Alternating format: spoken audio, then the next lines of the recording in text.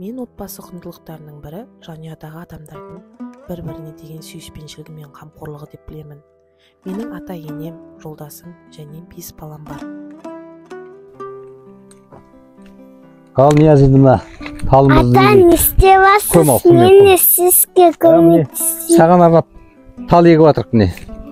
Атадан малға салғасын де, өскенде осылардың жемісін жейсің, кел. Көмекте саған. Қолыңмен дене қылай бер. Көм.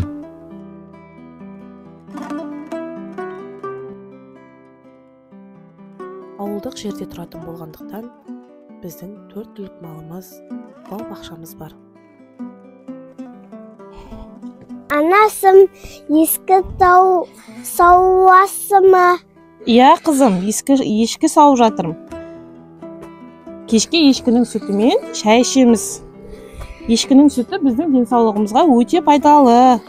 4 түлік малымыз ешкілерімізді сауып, сүтінен бренде сияқты ұлттық тағамдарды дайындаймыз. Ешкі сүтінің құнарлы болуына папамыздың еңбегі зор. Қораны тазалап, жем суын беріп, өріске барып жайып келеді. Мен қыздарыма соңғы тоқуды үйретемін. Айназы қара, міне Айназ үйреніп алмандай. Соңғы тоқуды.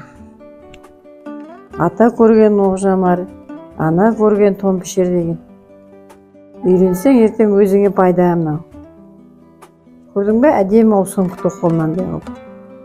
Иә, қызым, жарайсың. Қызым, мен де сенің әжеңнен көп заттарды үйрендім.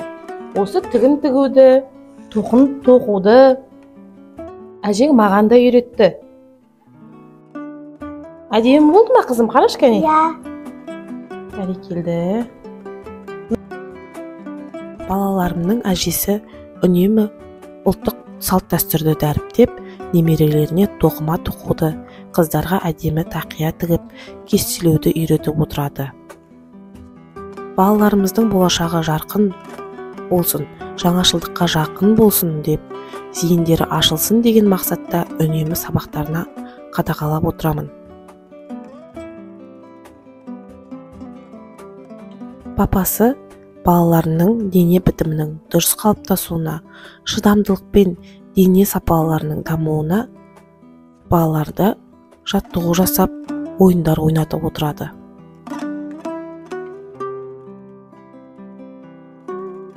Отбасымызда қазағымыздың ұлттық тағамдарының бірі бауырсақты қыздарыммен бірге күнде пісіруді әдетке айналдырдық. Отбасымыздың татулығы берекелі өмірдің негізі деп мақтанышпен айта аламын.